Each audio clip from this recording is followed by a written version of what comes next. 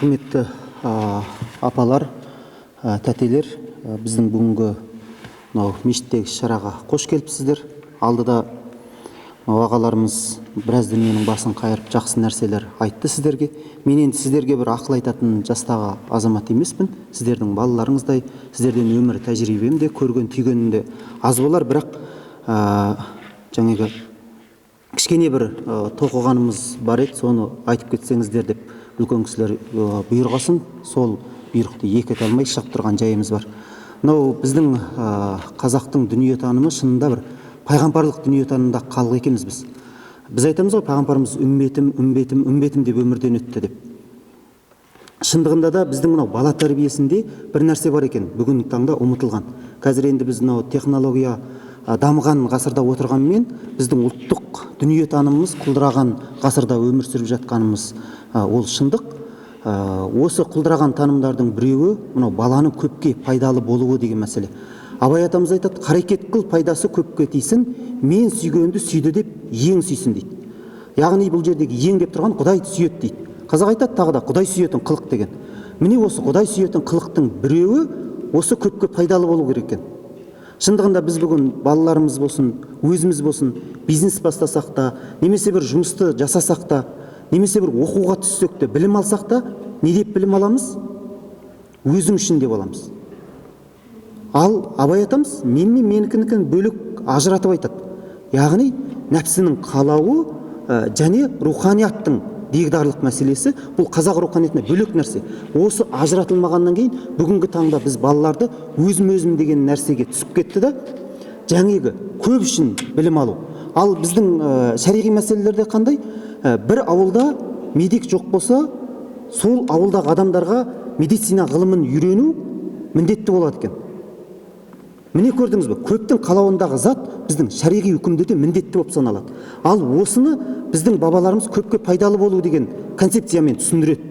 Шындығында мынау Абай атамыздың ұстазы Жәңгір ханның үміт еткен шәкірті Айжарық Қазіреттің, Қамарат-дин Қазірет деп жүр ғой лақап атымен. Сол кісінің өмірден өткенде қазанама естеліктерінде жазылады. Ол кісі дегенде дейді, мынау Бұқарадан 16-18 жыл деп келеді деректерде. Содан оқып бітіріп келгеннен кейін бірінші қызметін осы Сарыарқада бала тәрбиелеп, өзін көпке пайдаландырып тұрудан бастады дейді. Қараңыз, Абай тәлімінде де бар, және бұл Мәшһүр Жүсіп тәлімінде де бар. Сонымен бірге қазақ тәлімінде, мынау дүниетанымында ардан тумай адам болмайсың деген тәлім бар. Абай Мәшһүр Жүсіп атамызда келеді. Бұл ардан туу мәселесі деген не дегенде, жаңағы бірінші өзім деген нәпсінің қалауынан шығып, өзінің функциялдық территориясын, шеңберін кеңейте отырып, көптің қалауындағы нәрселерді істеу. Яғни көпке пайдалы болу. Мынау кеңестік кезеңдегі идеология не үшін қазақ даласында көрші өзбек халқынан, басқа халықтардан өте қатты жүрді деген нәрсе мені ойландырды. Сонда тапқаным, біздің көпке пайдалы болу дейтін осы концепцияға жаңағы коммунистердің халық үшін дейтін концепциясы сай келген ғой. Олар анау негізді, Алла үшін деген негізді бұрып тастағанда, партия үшін деп өзгертті да, мына жақтағы біз Алла үшін дегеннен қалып қойғаннан кейін бізде көп репрессияның құрбандары да көп болды, компенсияланған байлар да көп болды, жаңағы мал мүлкі тапсырып алынған. Яғни қызыл үкіметтің көптеген саясаттары өте жақсы жеміс берді. Не үшін? Жаңағы біздің концепцияға сай келген үшін, белгілі деңгейде. Негізі тура келмесе де, мынау бер жағындағы көпке пайдалы болу, халық үшін қызмет істеу, екеу ауысқанмен, сөз ауысқанмен формасы бірдей нәрселер. Бірақ біздің көпке пайдалы болу дегенде, жаңағы айтқандай пайғамбарлық танымдар жататын. Пайғамбарымыздың үмбетім деп өмір сүрген үшін. Мысалы, баласын таңдамай үмбетін таңдағаны, керек кезінде отбасының мүддесін таңдамай көптің мүддесін таңдағаны. Осындай мәселелерде бізде бабаларымызда осы таныммен көпке пайдалы болуға тәрбиелегендіктен жаңағы нәрсе бізге қатты әсер еткен сияқты. Ал енді мынау Абай атамыздың бірінші қара сөзінде бірнеше мәселе қозғалады екен. Жаңағы біз мән бермей көбінде оқып кете саламыз бірден. Бұнда жаңағы өздеріңіз білесіздер, бір қанша бағу мәселесін айтады, ел бағу, ғылым бағу деп. Соның біреуінде соңғысында бала бағу дейді. Жоқ, мен баға алмаймын, бағар едім, қалайша бағудың мәнісін білмеймін. Не болсын деп бағамын, қай елге қосайын, қай қарекетке қосайын. Баламның өзіне ілгері өмірінің, білімінің пайдасын тыныштықпен көрерлік мекен орын тапқаным жоқ. Қайда бар, не қылдерімді біле алмай отырмын дейді. Міне осы бір ғана абзацында Абай атамыз бала тәрбиесіне қатысты ата-анаға 7 сауал қояды екен. Бірінші, баланы қалайша бағудың мәнісін білу керек екенбіз. Мен өзімде ата-анам жаңа балаларды қалай тәрбиелеймін деген мәселе менің алдымда да өзекті болып құрылды. Сол кезде мен мәселені Абай атамыздан іздегенде осы қара сөзден тапқаным. Екінші сауалы дейді, не болсын деп бағасын. Абай атам маған сұрақ қойып жатқан сияқты осыны оқып отқан кезде, және қай елге қосасың дейді. Яғни бұл жердегі ел деген түсінік қай қауымға қосасың. Біздің бүгінгі таңдағы мемлекет деген түсініктер емес.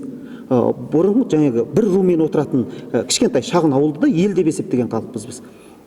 Мынау бұл ел сөзін түсіну үшін жаңа 19 ғасырдың лексиконына баруымыз керек қой.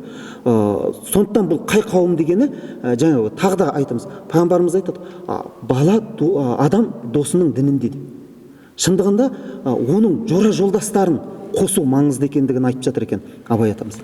Енді айтады, балаларымның өзіне ілгері өмірінің, білімінің пайдасын тыныштықпен көрер мекен тапқаным жоқ дейді. Бұл жерде балан болашақ біз оқытамыз дейміз ғой. Бірақ маңыздысы бізде бір нәрсе, сол нәрсе барына мен шүкір қылап. Шындығында бізде тыныштық бар. Анау дейміз, мынау дейміз, жарайды жетпей жатқан тұстарымыз бар шығар, ел ретінде, бір халық ретінде, мемлекет ретінде. Бірақ бізде ең үлкен нәрсе тыныштық бар. Абай атамыздың сопылық қылып дін бағу мәселесінде айтады. Бұл елде дейді, көрген күніңде тыныштық жоқ, не жүректе тыныштық жоқ. Бұл елде не қылған сопылық дейді.